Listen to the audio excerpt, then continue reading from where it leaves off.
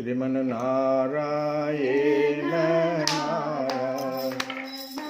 नारायण श्रीमन्नारायण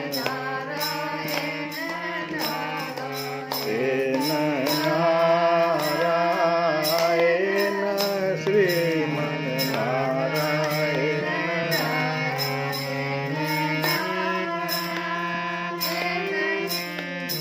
नारायण नारायण नारायण। हम लोग कल की कथा में शौनक आदि ऋषियों ने सूत जी से पूछा था श्रीमद्भागवत का स्वरूप कैसा है। दूसरा प्रश्न जो था कि श्रोता के लक्षण कैसे होते हैं और वक्ता के भी लक्षण क्या है। तो कल की कथा में हम लोग सुने श्रीमद्भागवत का स्वरूप और श्री भगवान का स्वरूप एक ही है और दोनों सच्चिदानंदमय है। जहाँ तक श्लोक की संख्या की बात है तो श्रीमद्भागवत में 18,000 श्लोक है और कलयुग में इस भवसागर में जो प्राणी कलिरूपी ग्रास से ग्रस्त हो रहे हैं उनके लिए यह श्रीमद्भागवत ही सर्वोत्तम सहारा है। अब श्रोता के बारे में भी जो सुने कि दो प्रकार के श्रोता, एक तो उत्तम और दूसरे अधम, प्रवर और अवर। तो प्रवर श्रोताओं में उदाहरण जैसे दिए चातक का, हंस का, शुक का और मीन का। और अधम श्रोता में उदाहरण दिए वृक का, भुरुंड का, वृष का और उष्ट का। ये सब कथा हम लोग कल सुने हैं।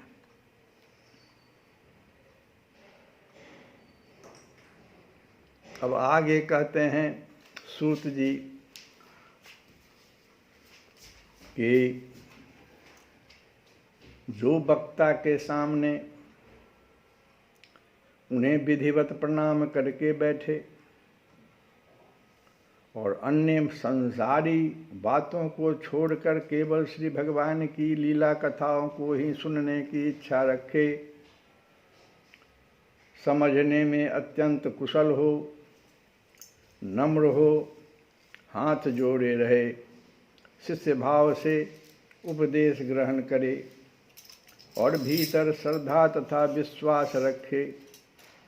इसके सिवा जो कुछ सुने उसका बराबर चिंतन करता रहे, जो बात समझ में न आए पूछे और पवित्र भाव से रहे तथा श्री कृष्ण के भक्तों पर सदा ही प्रेम रखता हो। ऐसे ही श्रोता को वक्ता लोग उत्तम कहते हैं।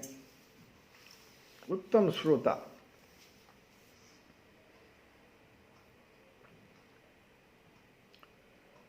अब वक्ता के लक्षण बतलाते हैं। सूत जी कहते हैं, सुनिए, जिसका मन सदा भगवान में लगा रहे,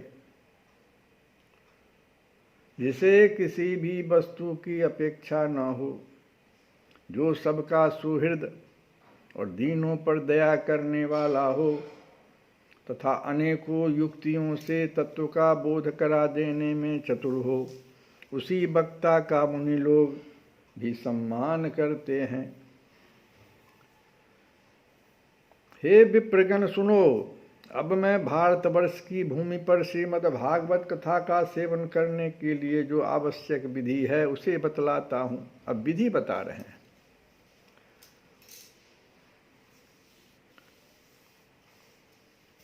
आप सुनिए, इस विधि के पालन से श्रोता की सुख परंपरा का विस्तार होता है।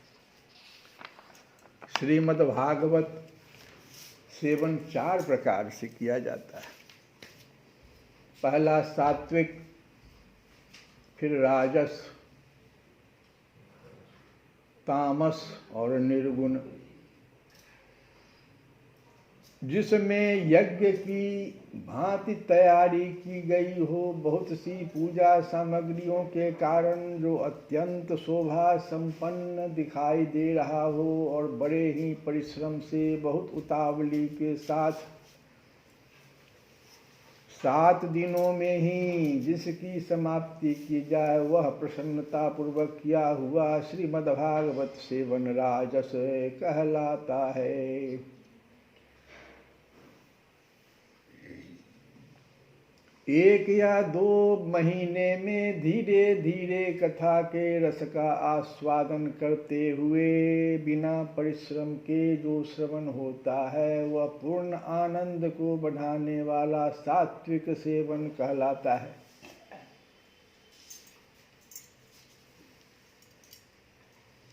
और तामस सेवन वह है जो कभी भूल से छोड़ दिया जाए और याद आने पर फिर आरंभ कर दिया जाए। इस प्रकार 1 वर्ष तक आलस्य और अश्रद्धा के साथ चलाया जाए। यह तामस सेवन भी न करने की अपेक्षा अच्छा और सुख ही देने वाला है। भगवान, हम लोग सुने थे पीछे कथा, भगवान ही अपने ही अंश से ब्रह्मा, विष्णु और शिव को प्रकट किया। तो ब्रह्मा जी ने पूछा कि क्या किया जाए, तो उनको साप्ताहिक विधि का, श्रीमद् भागवत का साप्ताहिक विधि सेवन करने के लिए बताया। और विष्णु को कहा आप महीने वाला, और भोले बाबा क्योंकि तामस तम प्रकृति से आए थे, तो उनको 1 वर्ष का सेवन करने के लिए कहा, भगवान ने कहा। ये कथा हम लोग पीछे सुने हैं।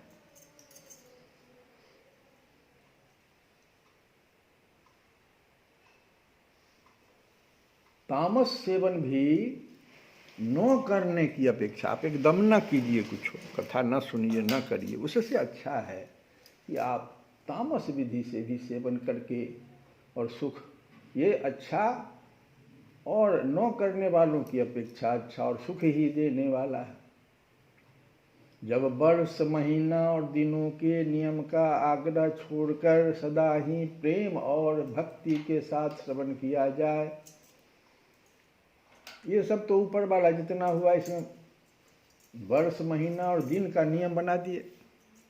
अब कहते हैं कि निर्गुण प्रकार क्या है सेवन का। निर्गुण प्रकार तो कहते हैं उसमें वर्ष, महीना, दिनों का नियम का आग्रह छोड़कर सदा ही प्रेम और भक्ति के साथ श्रवण किया जाए, तब वह सेवन निर्गुण माना गया है। राजा परीक्षित और सुखदेव के संवाद में भी जो भागवत का सेवन हुआ था वह निर्गुण ही था। उसमें जो 7 दिनों की बात आती है वह राजा की आयु के बचे हुए दिनों की संख्या के अनुसार है, सप्ताह कथा का नियम करने के लिए नहीं, क्योंकि राजा का आयु ही 7 दिन बचा था। इसलिए उस नियम के तहत ये कथा की गई। सप्ताह कथा का नियम नहीं था वहाँ पर। भारतवर्ष के अतिरिक्त अन्य स्थानों में भी ये त्रिगुण, सात्विक, राजस और तामस अथवा निर्गुण सेवन अपनी रुचि के अनुसार करना चाहिए। तात्पर्य क्या हुआ? तात्पर्य यह है कि जिस किसी प्रकार भी हो सके श्रीमद्भागवत का सेवन, उसका श्रवण करना ही चाहिए। जो केवल श्री कृष्ण की लीलाओं के ही श्रवण, कीर्तन एवं रसास्वादन के लिए लालायित रहते और मोक्ष की भी इच्छा नहीं रखते, उनका तो श्रीमद्भागवत ही धन है। तथा जो संसार के दुखों से घबराकर अपनी मुक्ति चाहते हैं, उनके लिए भी यही इस भव रोग की औषधि है।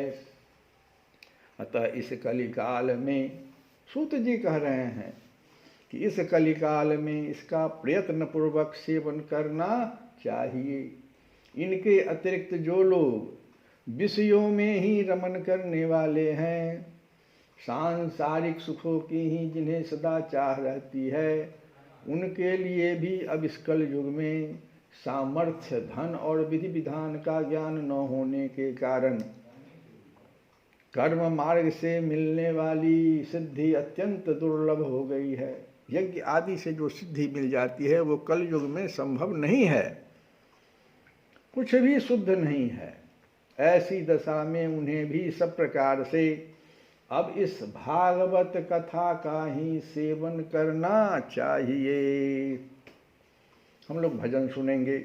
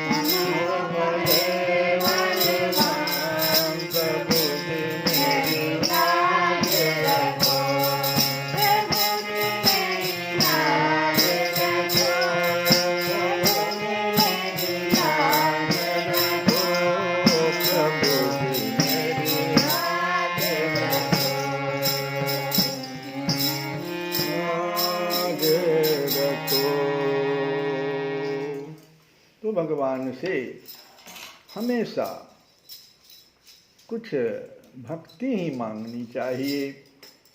तो कलयुग का समय है। यह श्रीमद्भागवत की कथा धन पुत्र स्त्री हाथी घोड़े आदि वाहन यश मकान और निष्कंटक राज्य भी दे सकती है। अगर आप इसी इच्छा को लेकर बैठे हैं सुनने के लिए, जैसे सप्ताह विधि से श्रीमद्भागवत की कथा हो रही है, आपने ऐसी ही इच्छा रख ली कि सांसारिक चीज़ें मुझे मिले, तो यह भी मिल जाएगी, लेकिन यह ठीक नहीं है। सकाम भाव से भागवत का सहारा लेने वाले मनुष्य इस संसार में मनोवांछित उत्तम भोगों को भोग कर अंत में श्रीमद्भागवत के ही संग से श्री हरि के परम धाम को प्राप्त हो जाते हैं।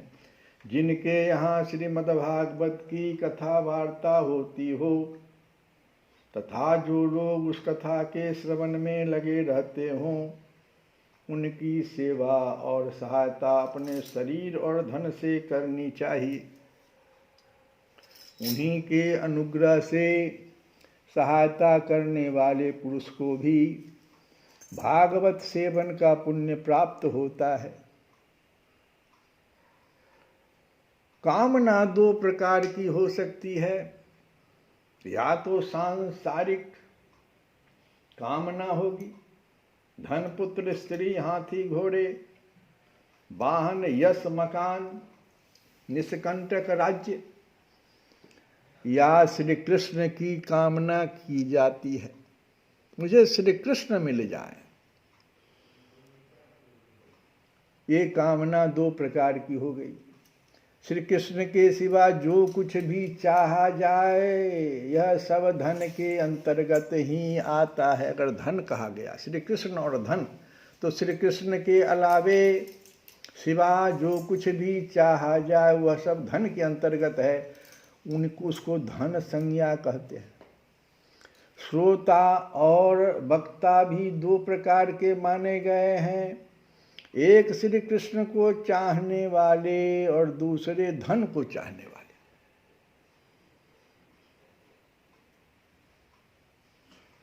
जैसा वक्ता वैसा ही श्रोता भी हो तो वहाँ कथा में रस मिलता है, अतः सुख की वृद्धि होती है।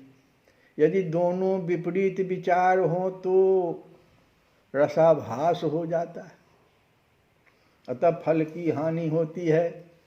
किंतु जो श्री कृष्ण को चाहने वाले वक्ता और श्रोता हैं, उन्हें विलंब होने पर भी सिद्धि अवश्य मिलती है। श्री कृष्ण को चाहने वाले ही श्रोता भी हैं और वक्ता भी हैं। थोड़ा विलंब होगा इसमें, लेकिन सिद्धि अवश्य मिलती है। पर धनार्थी को तो तभी सिद्धि मिलती है जब उनके अनुष्ठान का विधि विधान पूरा उतर जाए, कहीं कोई त्रुटि न रहे। श्री कृष्ण की चाह रखने वाला सर्वथा गुणहीन हो और उसकी विधि में भी कुछ कमी रह जाए तो भी यदि उसके हृदय में प्रेम है तो यही उसके लिए सर्वोत्तम विधि है।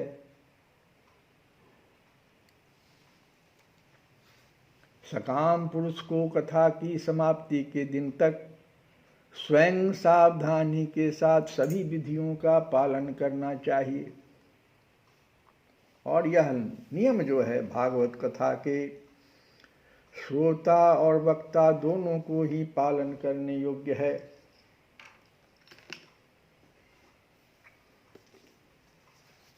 बहुत सुंदर बात है। भगवान तुम्हारे मंदिर में मैं तुम्हें रिझाने आई हूँ। भगवान तुम्हारे मंदिर में मैं तुझे रिझाने आई हूँ। मैं तुम्हें रिझाने आई हूँ। मैं तुम्हें रिझाने